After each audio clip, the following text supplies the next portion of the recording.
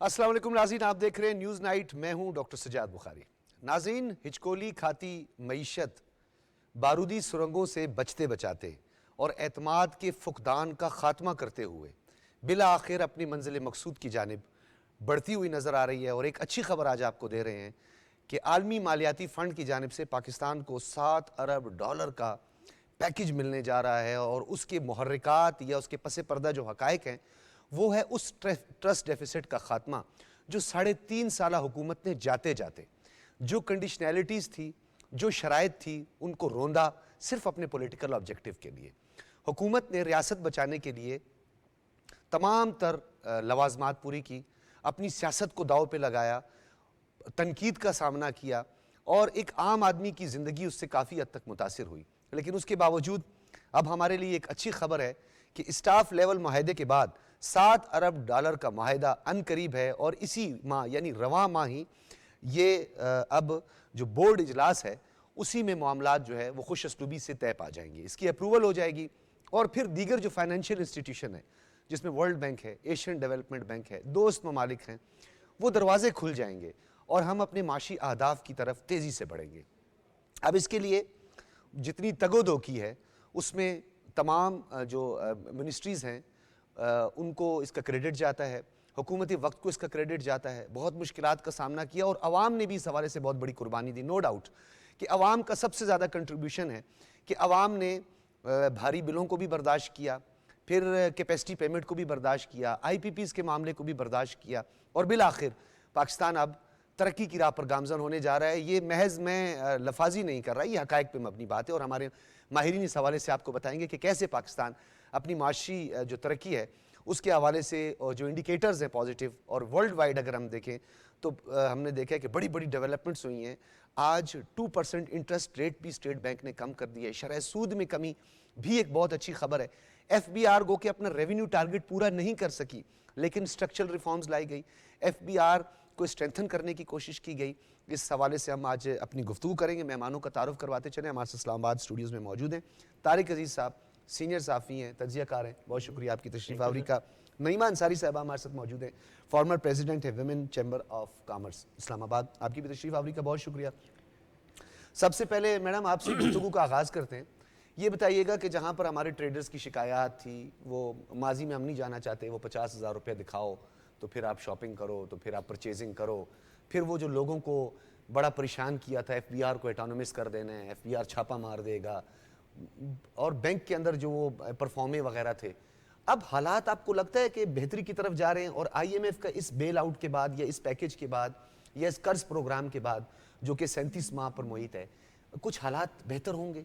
बिल्कुल हालात बेहतर होंगे। अगर आप देखें कि जैसे आपने अभी ये सारी बातें की, लेकिन इसके साथ साथ बहुत सारी जगहों पे सहूलतें भी लोगों को मिली, स्पेशली बिजनेस कम्युनिटी को मिली। काफ़ी जगह हमने सब्सिडीज़ देखी। देखिए, टैक्सेस तो हर मुल्क में होते हैं और वो टैक्सेस पे भी करना चाहिए, ठीक है जी। बेशक वो स्टेट वेलफेयर आप हो, लेकिन फिर वहाँ भी कोई ना कोई टैक्स, और टैक्स देना कोई बुरी बात भी नहीं है, लेकिन लोग देखते हैं सहूलतें। तो बिज़नेस कम्युनिटी हमेशा टैक्स देती भी रही है, काफ़ी सारे टैक्स बढ़ते भी गए हैं, उन लोगों ने फिर भी टैक्स दिए। और अभी जिस तरह से आपने स्टेट बैंक की बात की और अभी हमारा इंटरेस्ट रेट की आज हमने जो खबर सुनी, मैं आपको ये भी बताती चलूँ कि अभी पिछले वक्त में थोड़ी सा ही अरसा इस बात को गुजरा होगा कि ख़वातीन के लिए स्टेट बैंक ने एक वो सहूलत ऐसी लेकर आया कि हमारी ख़वातीन को 5 से 6% इंटरेस्ट रेट पे जो है वो लोन मिलना शुरू हो गया। अब वो लोन ऐसा मिला कि उससे बहुत सारी ख़वातीन ने उसको लिया और वो बिजनेस की स्केलेबिलिटी की तरफ गई। रोजगार हुई। एग्जैक्टली, उन लोगों ने अपने बिजनेस एक्सपैंड किए। तो इस तरह की काफ़ी सारी फैसिलिटेशन जब हम वुमेन एंटरप्रेन्योर्स के सिनेरियो में देखते हैं तो हमें हुकूमत से मिलती रहती हैं। लोगों को समझाने के लिए, एक आम आदमी को बताने के लिए कि ये कितनी बड़ी अचीवमेंट है हुकूमत की, $7 बिलियन के जो स्टाफ लेवल एग्रीमेंट, फिर वो एक सेटिस्फैक्ट्री एलिमेंट जो IMF के बोर्ड का हमें नज़र आ रहा है, उन वफूद के सतह पर जो मुलाकातें हुई हैं और बिलखुसूस जो इनके डायरेक्टर कम्युनिकेशन IMF जोली कोजिक है, उनका ये बयान है कि जो स्टाफ लेवल एग्रीमेंट हुआ था, जो स्टैंड बाय एग्रीमेंट हुआ था 9 मंथ का $3 बिलियन का, वो काफ़ी सेटिस्फैक्ट्री रहा है गुज़िश्ता बरस। और उसमें जो तमाम लवाजमात थी और जो कंडीशंस थी वो पाकिस्तान ने खुशअस्लूबी से पूरी की है। तो आम लोगों को ये बताना कितना ज़रूरी है कि ये सिर्फ IMF नहीं है, ये सिर्फ $7 बिलियन नहीं है, बल्कि वो बंद दरवाजे भी खुल जाते हैं। बिल्कुल। और आप देखें, जैसे हम पाकिस्तान की बात करें, आई मीन हम सब पाकिस्तानी हर वक्त हर लम्हा, पूरी बिजनेस कम्युनिटी यही कोशिश करती रहती है कि कारोबार आगे बढ़ें, लोगों को पीछे रोज़गार मिलता रहे। और जब हम ख़वातीन की बात करते हैं, क्योंकि देखें 60% हमारे इस मुल्क में देही ख़वातीन हैं, जी, तो बिल्कुल। हमारे काफ़ी सारे कारोबार ऐसे हैं कि जिनकी इन्वॉल्वमेंट उन देही ख़वातीन को इन्वॉल्व करना भी है, कि वहाँ काम बनने जाते हैं, वहाँ छोटे छोटे वो लोग अपने कारोबार, और बल्कि वहाँ की ज़्यादा हमें हर जगह पार्टिसिपेशन नज़र आना शुरू हो गई है। तो हम तो हमेशा से हर वक्त पुरुमीद हैं, और हम अपना हर बिज़नेस कम्युनिटी, अपना शेयर, जो भी मामलात होते हैं, जब मुल्क में आफत आती है, जैसे कि हमारी नेशनल, आप कहते हैं ना कि अभी फ्लड आ गया, ठीक है जी, कभी अर्थक्वेक आ गया, अभी हमने कोविड कितना एक टाइम गुजारा ऐसा जिससे हम रिकवरी के फेज़ में हैं। तो बिज़नेस कम्युनिटी हर वक्त हर मौके पे हुकूमत का साथ देती है, और जो भी उनसे हो सकता है वो करती है। लेकिन फिर तो कहते हैं सोने पे सुहागा है ना, जब हुकूमत भी साथ ज़्यादा देने लगे तो फिर तो सोने पे सुहागा है। तारिक अजीज़ साहब, यही सवाल मैं आपकी तरफ भी लाऊंगा कि जो आलमी मालियाती फ़ंड है वो सिर्फ एक फाइनेंशियल इंस्टीट्यूशन या इदारा नहीं है, उसके साथ जुड़े हुए दीगर जो फाइनेंशियल इंस्टीट्यूशंस हैं वो भी IMF की तरफ देखते हैं, दोस्त ममालिक भी IMF की तरफ देखते हैं, जो पाकिस्तान को फंडिंग करते हैं या पाकिस्तान के साथ रोल ओवर करते हैं, ये भी IMF की तरफ देखते हैं। तो इस दरवाज़ा खुलने के बाद आपको क्या लगता है कितने दरवाजे मजीद खुलेंगे? बिस्मिल्लाह, आपकी बड़ा मेहरबानी, शुक्रिया, आपने मुझे दावत दी इस मौके पे बोलने के लिए। ये IMF का जो होता है ना, ये लिंक करता है दुनिया के तमाम ऑर्गेनाइजेशन, तमाम बैंक्स, तमाम इदारे। ये बुनियादी है, बुनियाद है कि IMF आपको पैसे नहीं दे तो दुनिया को कोई मुल्क पैसे नहीं देगा। चीन हमारा सबसे बड़ा अच्छा दोस्त है, CPEC है, दोस्ती है बड़ी मीठी और जो भी है। लेकिन चीन भी कहता है भाई IMF की जो शराइत हैं, और चीन जो है वो IMF का मुखालिफ है, इसके बावजूद वो कहते हैं जब तक आपका IMF पैसे नहीं देगा तो वो भी उनकी रिजर्वेशंस होती हैं। तो ये $7 बिलियन की रकम बहुत ज़्यादा नहीं है पाकिस्तान के लेवल पे। पाकिस्तान ने तो 2 क्वार्टर में जो है वो $12 बिलियन पूरे करने। तो ये बड़ी रकम नहीं है, लेकिन इसके साथ अब हमारे लिए ये है कि दुनिया के किसी भी इंस्टीट्यूशन में जाएँ, ऑर्गेनाइजेशन जाएँ, किसी मुल्क से जाएँ, सऊदीया है, UAE है, कतर है, चाइना है, जहाँ भी जाएंगे तो एक हमारे पास ये पैमाना है कि हमें IMF ने क्लियर कर दिया है।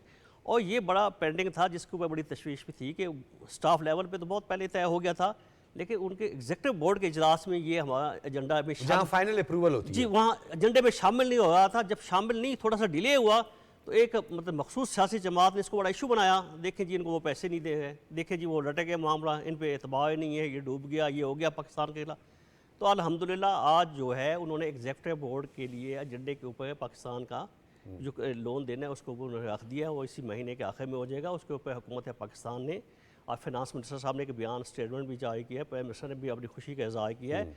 और ये 2-3 बड़ी अच्छी गुड न्यूज़ पाकिस्तान के लिए आ गई हैं कि फिर एक आम कारोबारी तबके के लिए जो विद द कंट्री इन्वेस्टमेंट है। तारिक अजीज़ साहब, कुछ गैर रिवायती गुफ्तगू भी करना ताकि हमारे देखने वालों को भी इस बात की समझ आए। बहुत सारे डेफिसिट का, चाहे वो ट्रेड डेफिसिट हो, फिस्कल डेफिसिट हो, उसका खात्मा मुमकिन है। कुछ टेक्निकलिटीज़ हैं, कुछ फ्लॉज होते हैं, उसको ख़त्म करके, फिल करके या दूर करके किया जा सकता है। लेकिन ट्रस्ट डेफिसिट, जो एतमाद का फुकदान आलमी इदारों के और पाकिस्तान, क्योंकि वहाँ पे फिर लीडरशिप याद नहीं होती, बैनुल-अक़वामी सतह पे मुल्क याद होता है पाकिस्तान। तो IMF की जो शराइत को पैरों तले रौंदा गया अपने पॉलिटिकल ऑब्जेक्टिव के लिए, उसको, उस एतमाद के फुकदान को एतमाद में बदलने के लिए हुकूमत की जो कोशिशें थी, उनको किस तरह देखते हैं आप? ये बड़ा आपने अच्छा क्वेश्चन किया कि जो हमारा एक पूरी दुनिया से हम कट के आइसोलेशन में चले गए थे, जो 4 साल, 4.5 साल का, 3.5 पौने 4 साल की एक मखसूस सियासी जमात का हुकूमत थी, तो उन जो आउट गोइंग प्राइम मिनिस्टर को जब पता चल गया अदम एतमाद की जो मूवमेंट आ गई है और ये मैं जाने वाला हूँ, तो उन्होंने हर किस्म की जो है वायलेशन भी की और उन्होंने बहुत कुछ किया कि ताकि मैंने तो जाना ही जाने आने वाली गवर्नमेंट, उन्होंने ये नहीं सोचा कि पाकिस्तान का कितना नुकसान होगा। ज़ाती इंटरेस्ट के लिए कि मैं चला जाऊँगा, जो गवर्नमेंट आएगी, जो प्राइम मिनिस्टर आएगा, उनके लिए मुश्किलात पैदा करें, वो नाकाम हो, वो फेल हो जाए, मुल्क फेल हो जाए। तो मुल्क का उनको फिक्र नहीं थी, उनकी अपनी सियासत के ऊपर एक्स्ट्राऑर्डिनरी मेहनत करनी पड़ी हुकूमत को। PDM ये स्टार्ट हुआ था PDM गवर्नमेंट से। उस वक्त जो ये अदम एतमाद हुआ, वो गवर्नमेंट चली गई, शहबाज शरीफ साहब की गवर्नमेंट आ गई, तो उस वक्त से ही उन्होंने जो है इस स्लोगन के साथ कि हमने रियासत को बचाना है, सियासत नहीं। और उन्होंने 1 पॉइंट एजेंडे को, इकोनॉमी को रखा कि हमारा 1 पॉइंट एजेंडे के मुआशी हमने कैसे इससे निकलना है।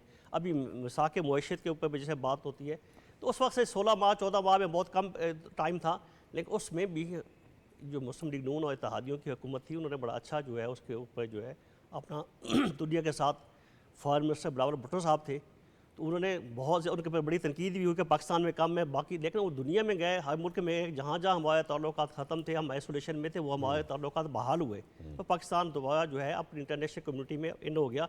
अब भाई अब ये जब हुकूमत आई तो फिर पाकिस्तान के मुआशी हालात वही थे, लेकिन अब इस टीम ने इस हुकूमत ने भी उसी साबिक पॉलिसी को कंटिन्यू रखते हुए काफ़ी चीज़ें ठीक की हैं। आप देख लें, स्टॉक एक्सचेंज को देख लें, पेट्रोलियम की कीमतें कमी हो रही हैं, कल शायद फिर मज़ीद कम होने जा रही हैं, डॉलर को एक जगह ब्रेक लग गई, स्मगलिंग जो अरबों डॉलर की हो गई, आप बेहतर जानते हैं बलूचिस्तान के अफगान बॉर्डर के ऊपर वो SIFC के मरूने मिन्नत जी, है कि जहाँ पे मौसर बॉर्डर बिलियन मैनेजमेंट ऑफ हुई है। डॉलर की स्मगलिंग हो गई, तो ये काफ़ी चीज़ें जो इकोनॉमी के शो आ गया है। तो आज जो उसके बड़ी न्यूज़ आ गई कि IMF ने $7 बिलियन का जो देने का वादा कर दिया है, जो बोर्ड में इजलास आ गया है, तो इसके बाद चीज़ें आप देखेंगे आने वाले दिनों में मज़ीद चीज़ें ठीक हो जाएंगी।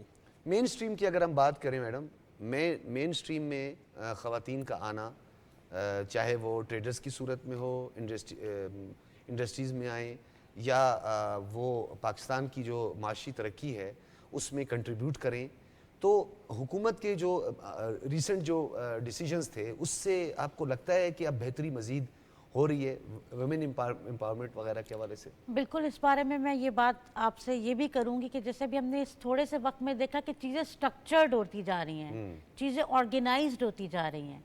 देखें, दुनिया भर में स्ट्रक्चर होना, चीज़ें ऑर्गेनाइज्ड होना ही हमेशा बेहतरी की तरफ ले जाती हैं। जहाँ तक बात रहेगी ख़वातीन की, जी बिल्कुल, गवर्नमेंट की बहुत सारी ऐसी सपोर्ट है जिससे ख़वातीन कुछ ना कुछ, आप कहते हैं ना कि जैसे भी वो छोटे छोटे कारोबार शुरू हो गए हर जगह पे, ठीक है। आप देखें कि वो जिस तरह से बच्चियों के लिए वो स्कॉलरशिप्स अभी प्रोग्राम है, फिर हमारे पास अभी जो प्राइम मिनिस्टर यूथ प्रोग्राम इतना ज़्यादा, और फिर वज़ीर आला पंजाब बिलखुसूस जो तवज्जो दे रही हैं ख़वातीन के जो इश्यूज पे, बिल्कुल ऐसा सब मामलात बिल्कुल चलना शुरू हो गए हैं। और वो जिस तरह आपने कहा ना कि वो कोविड के बाद का टाइम ऐसा था जब लोग बहुत डिस्करेज हो गए थे, तो अब यही मामलात हैं कि हम सब इस सिस्टम को इनकरेज करें सॉरी, और हम जितना इसके लिए काम कर सकते हैं तो वो हम सब को भी करना है। तो सिस्टम में चेंजेस आए हैं और अब थोड़ी बहुत, वो कहते हैं ना कि टाइम के बाद कारोबारी तबके के आप बहुत करीब रहती हैं, उनकी नफ्स पे आपका हाथ होता है, आपको पता होता है। जैसे भी मैं पिछले दिनों देखूं, मैं जो कहना चाहिए बिल्कुल इस बारे में बात करनी चाहिए कि जैसे हम हर रोज किसी प्रोटेस्ट के बारे में सुन रहे हैं हम हर रोज किसी स्ट्राइक के बारे में सुन रहे हैं, तो बिजनेस कम्युनिटी ने इसके लिए तो अभी वो लोग अभी तो हमने वो कोर्ट में पेपर्स भी जमा कराए हैं कि भाई इन सब चीज़ों को रोका जाए, क्योंकि जब प्रोटेस्ट होता है, जब स्ट्राइक होती है, सारे मामलात बंद हो जाते हैं। वहाँ तो एक बिल आ गया है, अभी नहीं होगा, अब 3 से 10 साल तक की सजा होगी। बिल्कुल, अभी तो वो आप सोचें प्रोटेस्ट कि जो वो इस्लामाबाद की हदूद में होगा, ये कैपिटल टेरिटरी की होगा, उसके लिए आपको एडमिनिस्ट्रेशन से अप्रूवल लेनी पड़ेगी। बिल्कुल लेनी पड़ेगी। और आप सोचें कि वो जिस तरह हम कुछ करने भी लगते हैं और फिर एकदम प्रोटेस्ट अनाउंस हो जाता है, तो वो आपके काम में कितना इफेक्ट उससे लेकर आता है। अभी तो मुल्क में इस वक्त की ज़रूरत इस चीज़ की है कि जितनी हमारी नौजवान नस्ल है उसके लिए नौकरियों के मौके हों। यस, ठीक है, हम अभी बिल्कुल उस लेकिन टाइम जॉब पे, अपॉर्चुनिटीज जो है, बल्कि मैं आपकी तरफ तारिक साहब आऊंगा कि जॉब अपॉर्चुनिटीज जो हैं उसके लिए आपको साजगार माहौल, ईज ऑफ डूइंग बिजनेस, उसके में दर्जाबंदी आपकी बेहतर होनी चाहिए। कास्ट ऑफ डूइंग बिजनेस जो है वो भी बहुत ज़्यादा है। पॉलिटिकल स्टेबिलिटी सबसे ज़्यादा ज़रूरी है, लॉ एंड ऑर्डर बहुत ज़्यादा ज़रूरी है। तो ये जो बाकी इनिशिएटिव्स हैं, including SIFC special investment facilitation council जो बनाई गई है, जिसमें वन विंडो ऑपरेशन की बात, आपको पता है सबसे इंपॉर्टेंट जो बात की जाती है वो FDI की है, फॉरेन डायरेक्ट इन्वेस्टमेंट की। तो आने वाले दिनों में आपको लगता है, क्योंकि हम बाज़ औक़ात मायूस बहुत हो जाते हैं ना? नहीं, मायूस की ऐसी कोई बात नहीं है। पाकिस्तान जो है अल्हम्दुलिल्लाह अभी हम ट्रैक पे चढ़ गए हैं। आप देख लें, मैंने जो पहले चीज़ें गिनवाई हैं, कोई एक चीज़ नहीं है। आपको वो मैं रिपीट नहीं करना चाहता। डॉलर हो गया, पेट्रोल की कीमतें कम हो गई, स्मगलिंग हो गई, और जो हमारे एक्सपोर्ट्स बेहतर हो गई। अब ये पैसे भी आने लग गए हैं, और CPEC का फेज़ 2 पार्ट 2 जो है वो भी बनने जा रहा है। तो दुनिया का कोई भी मुल्क तमाम लोगों को रोज़गार नहीं दे सकता। प्राइवेट जॉब्स ही होती हैं। प्राइवेट जॉब्स कब पैदा होती हैं? जब मुल्क में इकोनॉमी एक्टिविटी होती है। तो अब ये एक्टिविटी स्टार्ट हो जाएगी। उसके लिए जो पहले अमन चाहिए, दहशतगर्दी खात्मा चाहिए, उसके ऊपर सिविल और जो मिलिट्री क़यादत है वो बड़ी मुतहद और जो है उनका अज़म है इस मुल्क में अमन कायम करने। आप देखें बलूचिस्तान का जो अनफॉर्चुनेट एक वाक़या हुआ, उसके बाद हुकूमत ने कितनी संजीदगी का मुजाहरा किया, उसके बाद मिलिट्रीशिप ने मिलकर वहाँ पे बैठ के फैसले किए, वहाँ पे इजलास बुलाया। तो मुल्क में सबसे पहले अमन लेके आएंगे। मौजूदा गवर्नमेंट जो है अच्छा सर, एक पैगाम भी ज़रा अवामुन नास के लिए भी, जब हम लवाजमात इंजॉय कर रहे होते हैं, हम पाकिस्तान में नकलो हरकत जो है अल्लाह का शुक्र है और तमाम तर सहूलियात उनकी दहलीज पर उन्हें मिलती हैं। हाँ, कुछ शॉर्टफॉल्स हैं, कुछ डेफिसिट्स हैं, कुछ मामलात ज़रूर हैं। टैक्स नेट में ज़्यादा आए क्योंकि एफबीआर का अब अगर आप अगस्त और सितंबर का भी अब रेवेन्यू टारगेट देखें, कहीं आपका 100 बिलियन का जो है वो शॉर्टफॉल आ रहा है। फिर दोबारा सितंबर में भी तकरीबन यही सूरत हाल है। तो अगर एफबीआर अपना रेवेन्यू टारगेट पूरी नहीं कर सकेगी, आने वाले दिनों में हमने ये आईएमएफ को भी भुगताना है। आईएमएफ को भुगताना है, हमने चाइना की किस्तें भी ड्यू हैं, वो भी हमने देनी है। तो यकीनी बात है कि टैक्स देना जो है हमारी कौमी जिम्मेदारी है, इससे भागना नहीं चाहिए। आप देखें ना, इसके ऊपर मैं क्या आप तनख्वाह से टैक्स नहीं देते? मैं तनख्वाह से टैक्स नहीं देता। हम तनख्वाह से पहले टैक्स देते हैं। बाकी एक तबका है जो बिल्कुल टैक्स में आना ही नहीं चाहता, उनको इस बात के ये कौमी जिम्मेदारी है, इसके ऊपर कैंपेन चलानी चाहिए हुकूमत को भी और हमें भी और मीडिया को भी। लोगों को इस चीज़ का एहसास दिलाएं कि ये हमारी और आपने बड़ा एक अहम नुक्ता उठाया, मैं इसे कंक्लूड करता हूं कि वो 2 से 4% अशराफिया है, माफिया है, जो कि टैक्स नेट में नहीं आता। अगर वहां से वही काफ़ी है, हमारा रेवेन्यू टारगेट जो है वहां से पूरा हो सकता है। और हुकूमत ने इस हवाले से जो इकदाम किए हैं काफ़ी हद तक सेटिस्फैक्ट्री नज़र आ रहे हैं। बहुत शुक्रिया तारिक अजीज़ साहब और नईमा अंसारी साहब, आप दोनों हज़रात की तशरीफ़ आवरी का बहुत शुक्रिया। नाज़रीन, पाकिस्तान जहाँ माशी तरक्की की जाने बढ़ रहा है, माशी अहदाफ के हुसूल में बड़े मुस्बत इशारे बैनुल-अक़वामी सतह पर भी हमें नज़र आ रहे हैं। ब्लूमबर्ग की बात करें, दीगर जो फाइनेंशियल न्यूज़पेपर्स हैं, फाइनेंशियल टाइम की बात करें, वो पाकिस्तान के पॉजिटिव मुस्बत इंडिकेटर्स का जिक्र कर रहा है। दूसरी जाने पाकिस्तान की जो तस्वीराती अहमियत है उसको कोई नज़रअंदाज नहीं कर सकता। सार्क में पाकिस्तान का कंट्रीब्यूशन देख लें, बेल्ट एंड रोड में पाकिस्तान का फ्लैगशिप मंसूबा और पाकिस्तान की मरकज़ी हैसियत की बात कर लें, इस पूरे रीजनल कनेक्टिविटी की बात कर लें, टापी की बात कर लें, मॉस्को की पाइपलाइन की बात कर लें। पाकिस्तान उभरती हुई एक मीशत है और एक तस्वीराती, एक स्ट्रेटेजिक पाकिस्तान की डेप्थ है जिसको समझने की ज़रूरत है। और पाकिस्तान हमेशा एशिया में पायदार अमन, तरक्की, खुशहाली, बेरोज़गारी का खात्मा, माशी इनकलाब की कोशिशें करता है। इसी हवाले से पाकिस्तान को मेज़बानी का शर्फ हासिल हुआ है SCO यानी शंघाई ताउन तंजीम के वज़राए ख़ारजा का 23वां कामयाब इजलास।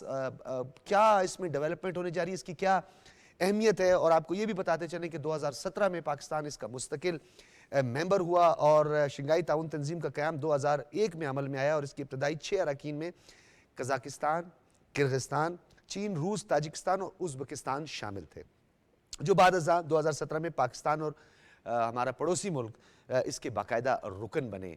इसका क्या इम्पैक्ट है बैनुल-अक़वामी सतह पर, इसका क्या इम्पैक्ट है और एशिया में एक बहुत बड़ा फोरम है, इस हवाले से हम बात करेंगे। हमारे साथ मौजूद होंगे JR बलोच साहब, किसी तारुफ के मोहताज नहीं है, फॉर्मर इन्वेस्टर हैं।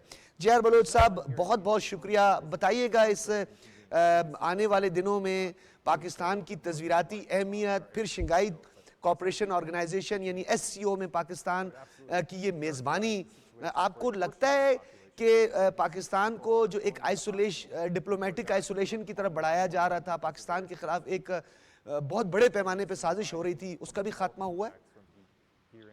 शुक्रिया। देखिए, पाकिस्तान हमेशा से एक ऐसी फॉरेन पॉलिसी चाहता है जिसमें बल्कि कायद-ए-आज़म का कौल है कि friendship with all and enmity with none. तो हमारा शुरू से ही पाकिस्तान का उसकी बुनियाद ही इसी बात पे हमारी खारजा पॉलिसी की है कि हम दुनिया में ताउन बढ़ाना चाहते हैं, बायलैटरल लेवल के ऊपर भी, मल्टी लेवल के ऊपर भी और रीजनल लेवल के ऊपर भी।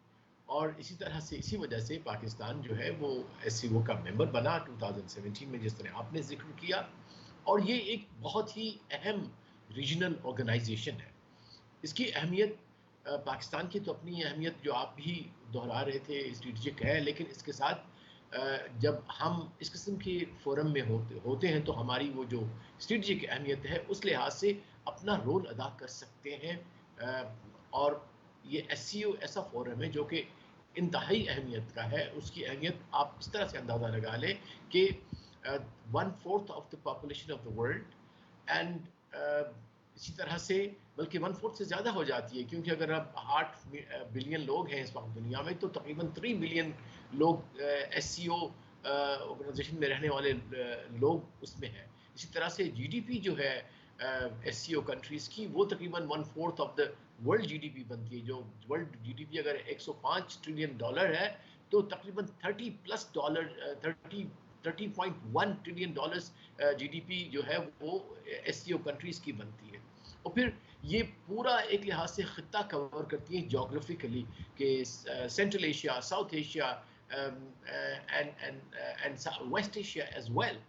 तो मैं समझता हूँ कि SCO की मेज़बानी देना पाकिस्तान को, पाकिस्तान की स्ट्रेटेजिक अहमियत, उसकी डिप्लोमेटिक कामयाबी की यकीनी तौर पे एक निशानी है। और वाकई जिस तरह आपने कहा कि जी क्योंकि आपका जो ख़ास तौर पे सिफारती तजर्बा है उसको से हम इस्तिफ़ादा चाहते हैं। इन जो फोरम्स हैं, जो एशिया के बहुत बड़े फोरम्स हैं, सार्क जिसको फ़ाल करने के लिए पाकिस्तान ने अंत तक मेहनत की, उसे एक मुल्क ने यानी अपने ही बासियों के लिए एक परेशानी खड़ी कर दी और उन्होंने सार्क के इस अहम फोरम को सबूटाज किया। इसी तरीके से शंघाई ताउन तंजीम जो है उसके राह में रोड़े अटकाए, प्रॉब्लम्स क्रिएट की, जबकि ये कोई पॉलिटिकल फोरम्स नहीं है। आप भी जानते हैं, हम भी जानते हैं, ये इकोनॉमिक जो फ्रंट है उस पर काम करते हैं, डिप्लोमेटिक रिलेशनशिप के हवाले से ये काम करते हैं। ये डेलिबरेटली किया जा रहा है, किसी की ईमा पे किया जाता है, या खुद से थानेदारी का शौक है? देखिए, इसमें आपका इशारा जिस तरफ है वो आप भी समझते हैं, मैं भी समझता हूँ, और ऑडियंस भी समझ रहे हैं, हमारे हिंदुत्व सरकार है हिंदुस्तान सर। जी देखिए, इसमें अनफॉर्चुनेटली हमारा जो ईस्टर्न बॉर्डर है उस पर इस वक्त एक ऐसी डॉक्ट्रिनल हुकूमत आ गई है, या कब्ज़ा किया हुआ है उस हुकूमत पे, जिसमें जो इक़्तिदार इस वक्त है तरक्की के, इस वक्त जो इक़्तिदार है, अप्रोचेज़ हैं, सोच है तरक्की की, कोऑपरेशन की, कोलैबोरेशन की, वो तमाम की तमाम उसकी नफ़ी करती है। जब वो पूरी की पूरी इंस्पिरेशन, चाहे वो उनकी दाखिली पॉलिसीज़ हों या ख़ारिजी, अगर वो एक हाइपोथेटिकल तारीख़ से लेंगे तो फिर उसके नताइज यही निकलेंगे। तो कोई शक नहीं, जहाँ तक सार्क का ताल्लुक है, तो कोई शक नहीं इसमें कि उसमें अनफॉर्चुनेटली हमें वी शुड हमें यार साहब ये बताइएगा, आपने बड़ा एक अहम नुक्ता उठाया, अप्रोच की बात, आपने पॉजिटिव अप्रोच की बात की। रीजनल अप्रोच, क्या ये पॉजिटिव अप्रोच होती है कि टापी जैसे मंसूबे से खुद को निकाल देना? पाक ईरान गैस पाइपलाइन जिसके बेनिफिशियरी हम नहीं थे, हिंदुस्तान की आवाम भी थी, जिनका मैंडेट चुरा के, बैशिंग करके, उनको वरगला के वोट तो हासिल कर लिया जाता है, लेकिन जब उनकी फलाह बहबूद की बात होती है, उनकी एम्प्लॉयमेंट के इशूज़ आते हैं, उनके रोज़गार के मौके जो है वो ज़ाया कर दिए जाते हैं, तो क्या आपको नहीं लगता कि ये रीजनल अप्रोच जो है बड़ी डैमेज कर रही है? ये कोई रीजनल अप्रोच नहीं, बड़ी नेगेटिव अप्रोच है ये। कोई शक नहीं इसके अंदर। मैं सिर्फ आपका वो जो नुक्ता कि उनकी अपनी हुकूमत हिंदुस्तान की जो है वो फ़वाइद जो आने चाहिए आम आवाम को, वी मस्ट नॉट फॉरगेट कि इस वक्त अनफॉर्चुनेटली हिंदुस्तान का कितना बड़ा भी मीडिया कैंपेन चल रहा हो, इंडिया शाइनिंग, लेकिन हमें इस चीज़ का पता है कि दुनिया में जो सबसे बड़ी तकरीबन billion people are living under the poverty line, तो उसमें से बहुत बड़ा नंबर जो है अफ्रीका के बाद अगर आता है तो हिंदुस्तान में आता है। लिहाजा ये कहना, और इतनी डिस्पैरिटी जितनी वहाँ इनकम की है, जितनी अंडर डेवलपमेंट जो है महासवाई छोड़ के कुछ शहरों को या जो मरकज़ है, वो बहुत ज़्यादा है। लिहाजा अगर वाकई इंडिया ने चाइना की तरह अपनी तमाम जो अक़वाम, पूरी उनकी कौम है, उसको ऊपर उठाना है, अपने गुर्बत को हटाना है, जिस तरह चाइना ने तकरीबन जो है वो 90 मिलियन जो लोग थे उनको ऊपर उठाया, ख़ते जो थी पॉवर्टी की लाइन से ऊपर उठा, गुर्बत से उठाया ऊपर। तो उस लिहाज से इंडिया में मैं समझता हूँ जब तक कि इन रीजनल कोऑपरेशन में नहीं जाएगा, इंडिया ये नहीं कर पाएगा। और फिर एक बहुत बड़ी एक तमाम जितने पॉलिटिकल थिंकर्स हैं, जो डिप्लोमेटिक एक्सपर्ट्स हैं, वो कहते हैं कि हमेशा जो है वो रीजन ही राइज करते हैं, एक इंडिविजुअल कंट्री नहीं राइज कर सकती। लिहाजा जब तक कि साउथ एशिया में अमन नहीं आता, इज्तिमाई सोच, आपके कहने का मकसद है जियार मुल्क साहब के इज्तिमाई सोच ही आपको फ़ायदा पहुंचा सकती है। गेट टुगेदर जॉइंट एफर्ट्स के ज़रिए ही आप अपने हदफ तक पहुंच सकते हैं। जे.आर. बलोच साहब, आपका बहुत शुक्रिया। फॉर्मर इन्वेस्टर की लाइन्स थी आपकी जो आज आपने जिसका जिक्र किया, और मैं इस गुफ्तगू को समेटते हुए ये बात ज़रूर करूँगा कि जहाँ पे इज्तिमाई मफादात की बात आती है तो वहाँ पर अपने पॉलिटिकल ऑब्जेक्टिव और सो कॉल्ड शाइनिंग इंडिया, अब ये शाइनिंग इंडिया गुजरात के किसी फ्लैट में है ये नज़र नहीं आता हमें। ये हिंदुस्तान के बासियों ने भी कोई शाइनिंग इंडिया अभी तक नहीं देखा, और अखंड भारत का उनको झूठा ख्वाब भी दिखाया जा रहा है। लेकिन खुदारा शंघाई ताउन तंजीम, सार्क जैसा फोरम और वो मंसूबे जो आपके मुल्क में गुर्बत की लकीर के नीचे जो लोग ज़िंदगी गुजार रहे हैं, जो फुटपाथ पर बेचारे पैदा होते हैं वहीं पे मर जाते हैं, उनकी ज़िंदगी का आपने नहीं सोचा। आपने इतने बड़े बड़े मंसूबों से ख़ुद को निकाल लिया। जिसकी ईमा पे निकाला वो भी आपसे अपना मफाद हासिल कर रहे हैं। आप अपना जो मफाद हासिल करना चाह रहे हो वो मफाद भी आप हासिल नहीं कर पाओगे, क्योंकि वो झूठ का पलंदा है, प्रोपेगेंडा है, डिसइंफो है, झूठ है, पॉलिटिकल ऑब्जेक्टिव है, कत्लो गारत है और गुंडागर्दी है जो ज़्यादा अरसे नहीं चल सकती। लिहाजा पाकिस्तान की जो ये तरक्की है और जो पाकिस्तान की मुस्बत पॉजिटिव रीजनल अप्रोच है उसको काउंटर आप नहीं कर सकते। नाज़रीन, गुफ्तगू को यहीं पे समेटते हैं और अपना अगला इंतहाई अहम मौजू है, और ये इस वक्त पूरी दुनिया के तवज्जो का मरकज़ बना हुआ है। और पिछले 10 सालों से हम देख रहे हैं कि क्लाइमेट चेंज, मौसमियाती तब्दीली, तबाही, ये दुनिया का फोकस है। जहाँ पे फूड सिक्योरिटी, वाटर रिजर्वायर का इशू है, उसमें तरजीह तौर पर इसे शामिल किया गया है। अक़वाम मुत्तहिदा ने भी शामिल किया है। पाकिस्तान आज कहाँ खड़ा है, किस तरह के हमें ख़तरात और किस तरह के ख़तरात से हम दो चार हैं, इस पर बात करेंगे एक ब्रेक के बाद।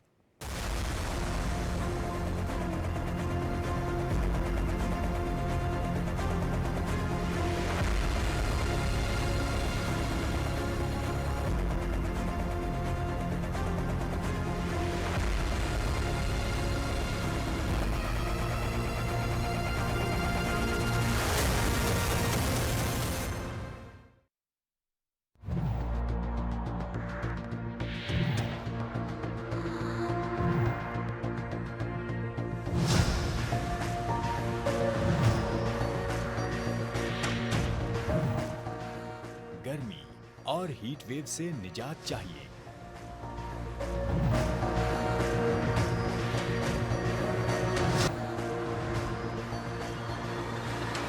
साया चाहिए?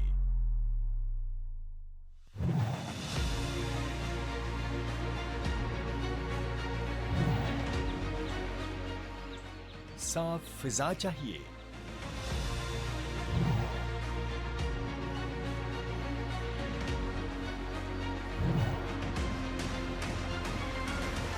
ठंडा मौसम चाहिए?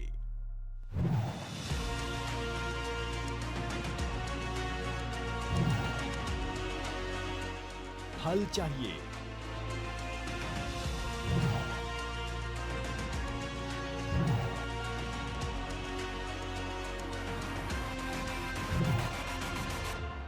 हरियाली चाहिए?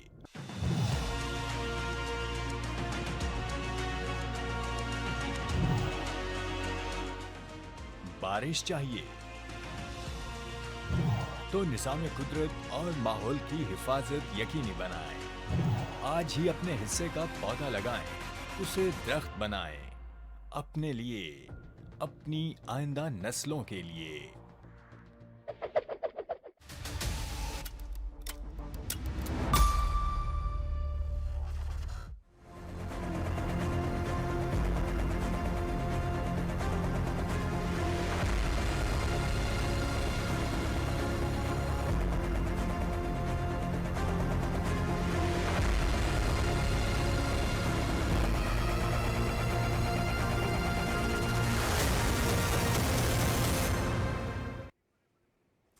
वेलकम बैक नाज़रीन। हम बात कर रहे थे पूरी दुनिया जिसके लिए एक बहुत बड़ा चैलेंज है, क्लाइमेट चेंज, कैटेस्ट्रॉफीज़ नज़र आ रही हैं।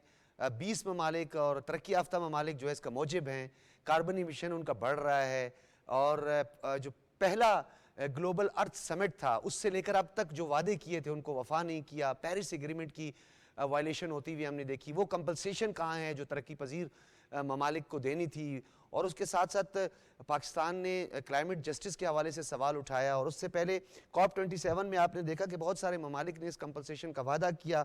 उसमें मुत्तहिदा अरब अमारात के $10 करोड़ थे, जर्मनी ने $20 करोड़, बरतानिया के 6 करोड़ पाउंड, अमेरिका ने $1 करोड़ 75 लाख और जापान ने $1 करोड़ फंड देने का ऐलान किया। डोनाल्ड ट्रंप ने उस एग्रीमेंट को ही पसे पुश्त डाल दिया, और आने वाले दिनों में जो तरक्की पजीर ममालिक हैं जिनका गो के कार्बन इमिशन बहुत कम है, पाकिस्तान की मिसाल ले लें जिसका 0.6% एक मोहतात अंदाजे के मुताबिक कार्बन इमिशन है। पाकिस्तान की इंडस्ट्रियलाइजेशन भी अभी तक वहाँ नहीं पहुँची है जहाँ हमने पहुँचना है, तो वो भी एक हमारे लिए एक बड़ा चैलेंज है। और आने वाले दिनों में मुख्तलिफ कैटास्ट्रॉफीज़ जो हैं उसके ख़तरात भी और वो बादल भी हम पे मंडला रहे हैं। वफाकी वज़ीर इत्तलात व नशरियात अता तारड़ ने कहा है कि वज़ीर आज़म शहबाज शरीफ ने हमेशा मौसमियाती तब्दीली के मसले से निमटने के लिए खुसूसी इक़दामात किए हैं। इन्हीं कोशिशों के नतीजे में 2022 के सैलाब के दौरान अक़वाम मुत्तहिदा के सेक्रेटरी जनरल एंटोनियो गुतरस भी पाकिस्तान तशरीफ़ लाए, मुतासरा इलाकों का दौरा किया और पाकिस्तान में मौसमियाती तब्दीली के नुकसान से दुनिया को आगाह किया। और इसी हवाले से आज बड़ी एक अहम प्रेस कॉन्फ्रेंस हुई है। वर्ल्ड वाइल्ड लाइफ फ़ंड के नुमाइंदों और वज़ीर आज़म की कोऑर्डिनेटर बराए मौसमियाती तब्दीली रुमीना खुर्शीद साहिबा ने बड़ी अहम प्रेस कॉन्फ्रेंस की। इसमें तमाम वो मामलात जो है वो सामने रखे हैं, और वज़ीर इत्तलात व नशरियात भी इस हवाले से काफ़ी संजीदा इक़दामात कर रहे हैं। वो तमाम फैक्टर्स, वो तमाम पहलुओं की निशानदेही भी कर रहे हैं। इसी हवाले से हमने मधु के सिद्रा रियाज हमारे साथ मौजूद हैं, माहिर मौलियात हैं, हमारे शोज़ में मुतादिद बार आ चुकी हैं, और काफ़ी जो ऐसे पहलू हैं जिनको उजागर करने की ज़रूरत है उस पर भी आप बात करती हैं। सिद्रा, बहुत शुक्रिया। किस तरह देख रही हैं आप पाकिस्तान आने वाले दिनों में? अभी रिसेंट जो आपने फ्लैश फ्लड भी देखे, हैवी रेनफॉल देखा कराची में, खैबर पख्तूनख्वा में, फिर ये ग्लेशियर मेल्टिंग जो है वो भी हमारे लिए एक बहुत बड़ा चैलेंज है। ये जो कंट्रीब्यूशन है या कंपनसेशन की बात जो की जाती है बैनुल अक़वामी सतह पे, क्या हम इसको ऊँट के मुंह में जीरे के मुतरादिफ करार दे सकते हैं या उससे भी कम? बिल्कुल, जैसे कि हम डिस्कस कर रहे थे अभी कि पाकिस्तान जो है वो less than 1% overall global emissions में कंट्रीब्यूट करता है, लेकिन उसके बावजूद जो पाकिस्तान है वो दुनिया के टॉप 10 कंट्रीज़ में आता है जो कि इफ़ेक्ट हो रहे हैं क्लाइमेट चेंज से। और बेशतर दफ़ा बहुत सारी कॉन्फ्रेंसेस में डेवलपिंग कंट्रीज़ के साथ या वो कंट्रीज़ जो ग्लोबल साउथ से बिलोंग करती हैं उनसे वादे किए जाते हैं क्लाइमेट रिपरेशंस के, क्लाइमेट फाइनेंस के, लॉस एंड डैमेज फ़ंड के। जैसे लास्ट ईयर COP28 में भी लॉस एंड डैमेज फ़ंड को ऑपरेशनलाइज करने की बात की गई थी, लेकिन उसके बावजूद डेवलपिंग कंट्रीज़ जैसे कि पाकिस्तान है, इनके पास किसी भी किस्म का क्लाइमेट फाइनेंस के, लॉस एंड डैमेज फ़ंड के हवाले से किसी भी किस्म का फाइनेंस नहीं आता कि हम अपनी वल्नरेबल कम्युनिटीज़ को इफ़ेक्ट कर सकें। लेकिन अभी जैसे प्रेस कॉन्फ्रेंस हुई, मिस रुमीना खुर्शीद आलम ने और बाकी गवर्नमेंट ऑफिशियल्स ने जो प्रेस कॉन्फ्रेंस की, जिसमें रिचार्ज पाकिस्तान, जो पाकिस्तान का सबसे बड़ा और पहला इको बेस्ड अडेप्टेशन प्रोजेक्ट है फॉर ये ग्रांट बेस्ड प्रोजेक्ट है, not a loan based project, जिसमें ministry of climate change, ministry of water resources और बहुत सारे बेशतर इंटरनेशनल बॉडीज़ जैसे कि USA, WWF जो है उसमें कंट्रीब्यूट कर रहे हैं एज अ पार्टनरशिप। सो ये एक ऐसा प्रोजेक्ट है जो पाकिस्तान ने अपनी ही मेहनत के ज़रिए इस ग्रांट को जीता है GCF से, और वो प्रोजेक्ट अगले 5 साल पाकिस्तान में सिंध, बलूचिस्तान जैसे इलाके जहाँ पे सबसे ज़्यादा वल्नरेबल कम्युनिटीज़ पाई जाती हैं वहाँ पे इम्प्लीमेंट किया जाएगा। सो ये एक सक्सेस है पाकिस्तान के लिए इस लिहाज से कि हम एक ऐसा प्रोजेक्ट लॉन्च कर रहे हैं। ये बताइएगा, आपने बड़ा एक अहम नुक्ता छेड़ा। अब आपको याद होगा जब 2022 में पाकिस्तान में और बिलखुसूस बलूचिस्तान का फ्लैश फ्लड जिसकी हम हमेशा बात करते हैं, एंटोनियो गुतरेस जो सेक्रेटरी जनरल हैं अक़वाम मुत्तहिदा के, जब वो पाकिस्तान तशरीफ़ लाए तो उन्होंने $30 बिलियन की बात की, गो कि तखमीना नहीं लगाया था। एक मोहतात अंदाजे के मुताबिक ये $50 बिलियन से ज़्यादा जो है डैमेज हुआ है पाकिस्तान में। इंफ्रास्ट्रक्चर पूरा तबाह हो गया, बागात जो है वो पूरे के पूरे बागात तबाह हो गए, लोगों के माल मवेशी लाखों की तादाद में बह गई, ज़री अराजी जो है मुकम्मल तौर पर तबाह हो गई।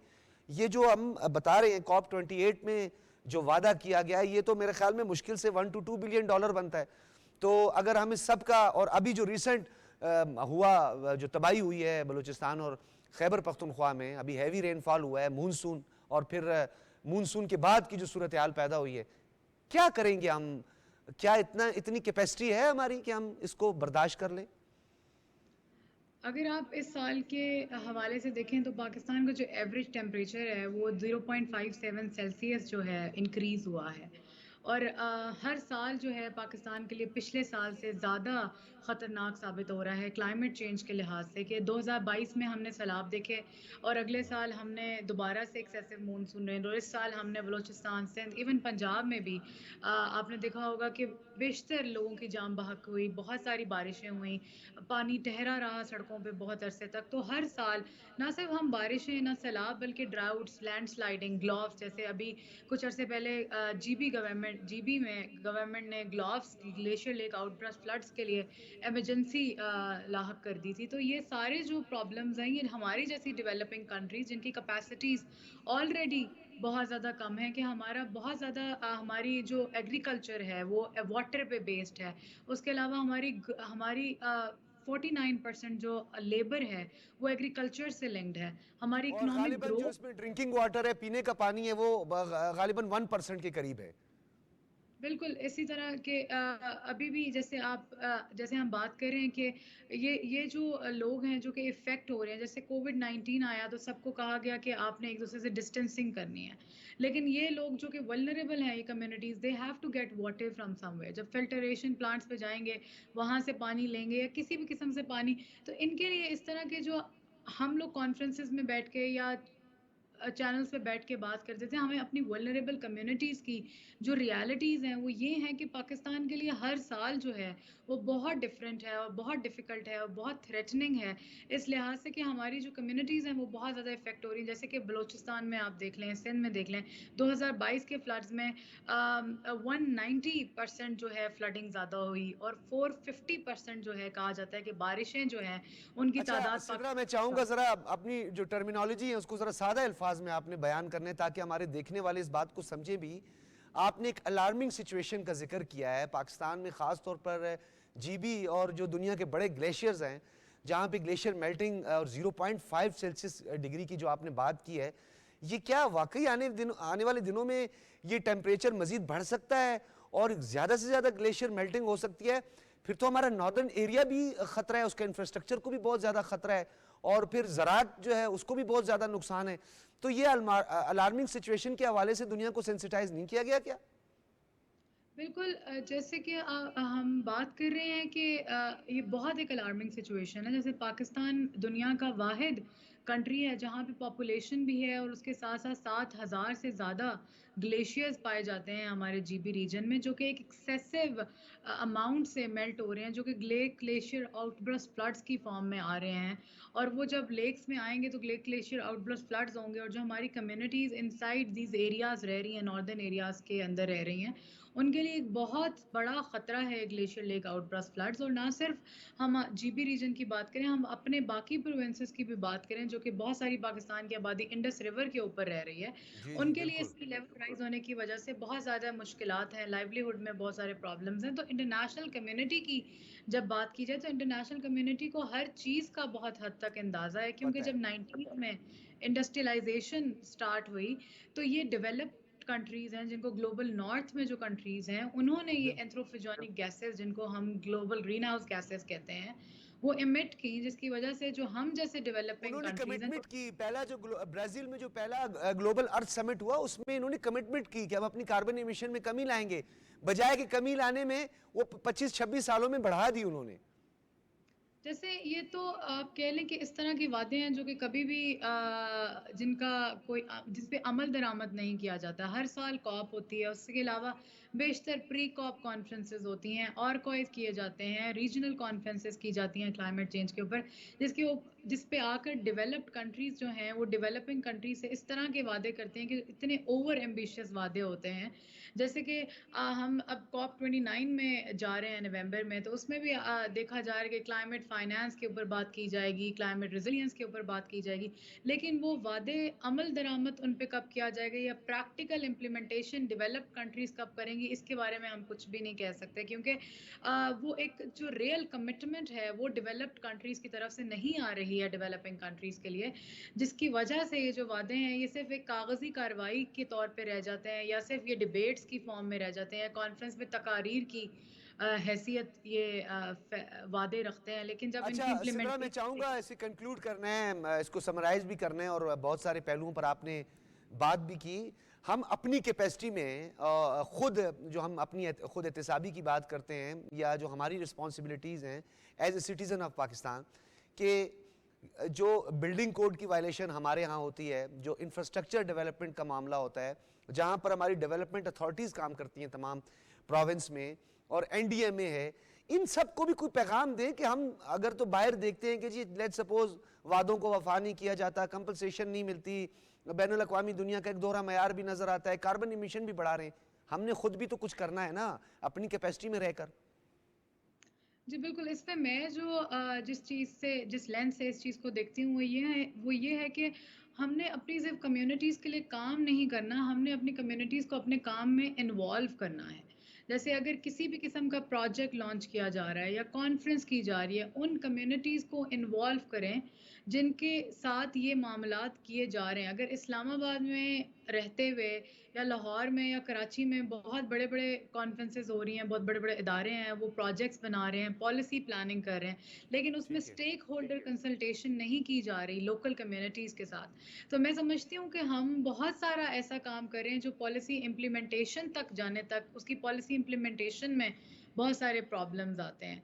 तो उसके लिए बेहतर है कि हम जब फॉर्मुलेट कर रहे होते हैं प्रोजेक्ट्स को या प्लान्स को या पॉलिसीज़ को, जैसे NDMA जैसे इदारे हैं, ministry of climate change and environmental coordination, उसमें जो ये लोकल कम्युनिटीज़ हैं, ये जो रियल स्टेक होल्डर्स हैं, इनके कंसर्न्स को, इनके आइडियाज़ को इन्वॉल्व करना बहुत इंपॉर्टेंट है। बिकॉज लोकल नॉलेज जो है उसकी दुनिया भर में बहुत हैसियत रखी जाती है कि जो लोकल नॉलेज है, जो लोकल कम्युनिटीज़ के पास नॉलेज है, वो नॉलेज बहुत हेल्प कर सकता है पाकिस्तान को अडेप्ट करने में। जैसे अभी रिचार्ज पाकिस्तान जो है, ये भी एक इको अडेप्टेशन प्रोजेक्ट है जो लोकल कम्युनिटीज़ के साथ DI खान में और सिंध में और बलूचिस्तान में किया जा रहा है। तो यही पैगाम मैं देना चाहूँगी कि लोकल कम्युनिटीज़ को इन्वॉल्व किया जाए, उनकी आवाज़ जो है इन कॉन्फ्रेंसेस में, इन पॉलिसीज़ में इनकलकेट की जाए, से भी इस्तेफादा किया जाए। सिद्रा, ये बताइएगा, हुकूमत ने शजरकारी और क्लीन ग्रीन एनर्जी के हवाले से जो इक़दामात किए हैं, ये कितने सूदमंद और फ़ायदेमंद साबित हो सकते हैं?